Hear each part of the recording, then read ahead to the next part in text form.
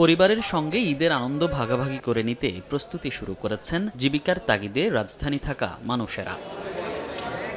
ঈদযাত্রায় কাউন্টারের দীর্ঘ লাইন আর অপেক্ষার কষ্ট কমাতে আগেভাগেই টিকিট কাটছেন অনেকে। তবে 2 দিন আগে থেকে আগাম টিকিট বিক্রি শুরু হলেও এখনও অনেকটাই ফাঁকা গাবতলী বাস টার্মিনাল। কিছুক্ষণ পরপর আসছেন যাত্রীরা, কাটছেন চাহিদা মতো টিকিট। গতবারের মতো বা এর আগের বারের মতো নাই, এবারটা আমরা খুব ইজিলি পেয়েছি। কোনো বেড নাই, কোনো কিছু নাই, ন্যায্য মূল্য সব কিছুই নাই। টিকিটের যে মূল্যগুলো নির্ধারণ করা হয়েছে ভালো। টিকিটের শর্ট আছে কিন্তু পাওয়া যাচ্ছে।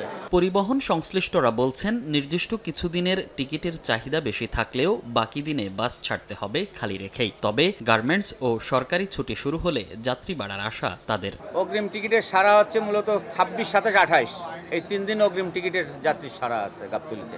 এবার অগ্রিম যাত্রী হচ্ছে 14 তারিখে মোটামুটি ছিল, 14 তারিখের পর থেকে কম, যা নেবার 14 তারিখে নিয়ে গেছে। এদিকে বাড়তি ভাড়ার নৈরাজ্য ঠেকাতে এবং নিরাপত্তা নিশ্চিতে গাবতলীতে নিয়মিতই টহলে রয়েছে সেনাবাহিনী। প্রশাসনের তৎপরতায় খুশি যাত্রী এবং পরিবহন সংশ্লিষ্টরা। এর আগে 14 মার্চ থেকে শুরু হয় ঈদ উল ফিতরের আগাম টিকিট বিক্রি। ঈদের আগে 25 থেকে 31 মার্চ 7 দিনের অগ্রিম টিকিট পাওয়া যাচ্ছে।